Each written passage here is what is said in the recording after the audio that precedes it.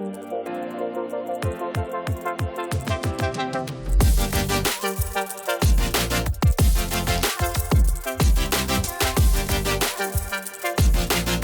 à tous, j'espère que vous allez bien, que vous passez donc une très bonne semaine de trading. Donc en fait aujourd'hui on va regarder ensemble qu'est-ce que c'est le short squeeze pour vous donner une brève description à quoi ça ressemble. Comme ça si dans le futur vous en entendez parler, ben justement vous allez savoir de quoi il s'agit. Donc première chose, on va commencer par un petit rappel au niveau des marchés. Vous savez très bien qu'il y a deux choses importantes, c'est la demande et l'offre. Donc c'est ça qui bien évidemment fait que le marché varie à la hausse ou à la baisse. Donc la demande, ce sont les acheteurs, donc ce sont les bulls. Et l'offre, qu'est-ce que c'est? C'est les vendeurs, donc les bears. Donc en fait, juste un petit rappel parce qu'il y en a qui ne sont pas forcément toujours familiers au niveau de la terminologie. Les bulls égale long, égale à la hausse, et les bears égale short, égale à la baisse, tout simplement. Donc bien évidemment, c'est l'offre et la demande qui fait bouger le prix. Donc ça, c'était un petit rappel avant de commencer. Donc on va regarder ce que c'est la définition donc, du short squeeze. Donc en fait, il s'agit tout simplement d'une accélération à la hausse causée par une forte demande et une offre beaucoup moins importante. Donc c'est une poussée faisant capituler la majorité des personnes se trouvant en position short. Donc short, c'est de la vente à découvert. C'est lorsque vous pensez que le marché va baisser, vous vous positionnez en short. Donc vente à découvert. Ensuite, donc, je vais vous expliquer tout ça. Donc, en fait, à fur et à mesure qu'une action baisse, encore et encore, les shorts, les bears, commencent à prendre position en rachetant l'action à un prix inférieur, pouvant créer un rebond dans un premier temps. Donc, ensuite, il y a les acheteurs qui s'intéressent à l'action puisque ce niveau de prix devient intéressant. Donc, cela peut ralentir la baisse. Alors, pourquoi un short squeeze? Donc, en fait, là, on va expliquer tout ça pour clarifier, bien évidemment, la situation. Donc, on va reprendre en considération le fait que les vendeurs à découvert, soit les short sellers, sont généralement dominés par les investisseurs à moyen et long terme. Donc, en fait, ils vont être beaucoup plus sensibles au mouvement du prix, dans un premier temps. Ensuite, une position short requiert une marge. Donc, bien évidemment, vous allez prendre position sur marge. Donc, les risques liés à un appel sur marge sont plus importants en cas de retournement. Donc, les appels sur marge provoquent généralement un effet de panique et donc forcent les short sellers à clôturer leur position à découvert. Et justement, ce phénomène-là de clôture de position à découvert de manière beaucoup plus massive cause un rebond sur le prix, donc sur le marché parce que c'est des rachats. Donc, on passe de position vente à découvert à rachat de la position. Donc, ce qui fait monter le prix. Donc, comment repérer un short squeeze? Alors, bien évidemment, ça, c'est la question qu'on se pose. Donc, en fait, il faut principalement s'intéresser au short interest. Donc, en fait, il s'agit du nombre de positions short sur le nombre d'actions en circulation. Donc, il s'exprime de deux façons. En pourcentage, donc si celui-ci est supérieur à 10%, il commence à être donc important de le prendre en considération pour la suite. Et également sous forme de ratio. Donc, qu'est-ce que ça veut dire ce ratio-là?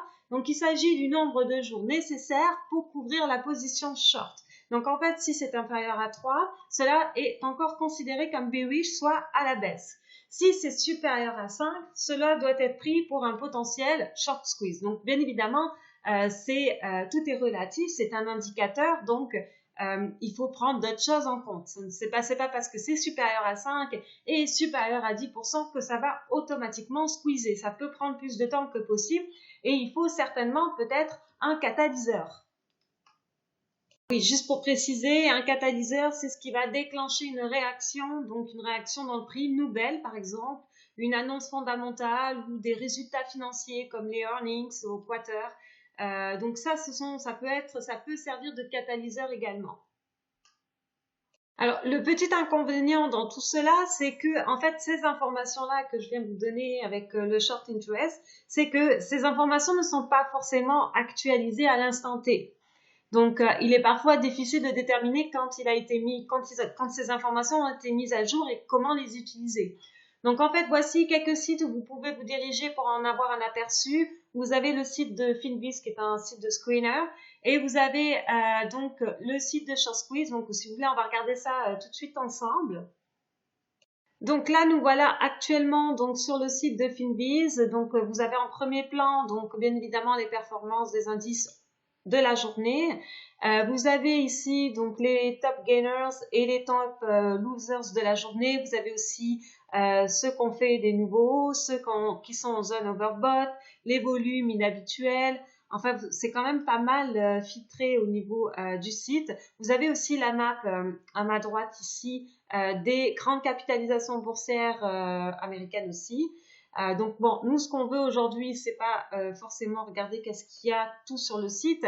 On va regarder principalement où trouver l'information pour les short squeeze.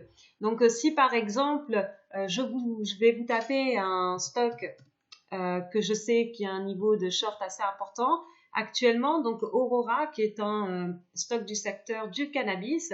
Donc en fait l'information, donc là vous avez en fait comme une page de profil sur le stock. Donc vous avez dans un premier temps, donc excusez-moi, un petit peu de pub. Vous avez dans un premier temps donc le graphique et ensuite donc quand on descend, vous avez toujours encore de la pub et encore. Donc je vais descendre encore plus. Donc en fait là vous avez le share float. Donc en fait ça c'est le nombre d'actions en circulation en anglais.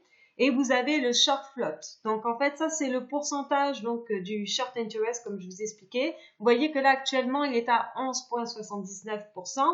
Et vous avez le short ratio qui est de 8,63.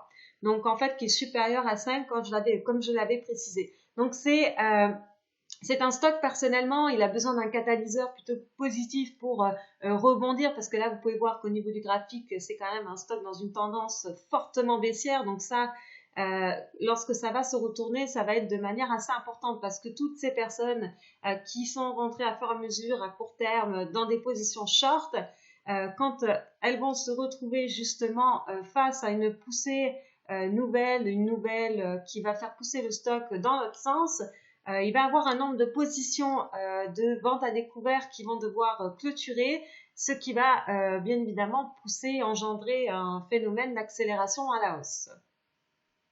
Donc en fait ensuite vous pouvez vous-même faire des recherches par exemple pour filtrer les positions qui sont actuellement avec un short float assez important. Donc ça c'est juste parce que ce stock là je le surveille assez régulièrement, donc bien évidemment c'est pour ça que je vais chercher l'information. Mais cependant si par exemple vous allez dans Screener, dans la partie Screener, donc là en fait vous avez comme un screener là pour bien évidemment filtrer vos recherches. Donc si je vais dans All, excusez-moi encore, voilà. Donc si je vais dans All, vous voyez ici j'ai short float, float short pardon. Donc en fait je vais aller au-dessus de 10%. Je vais encore enlever la pub. Au-dessus de 10%. S'il vous plaît, voilà.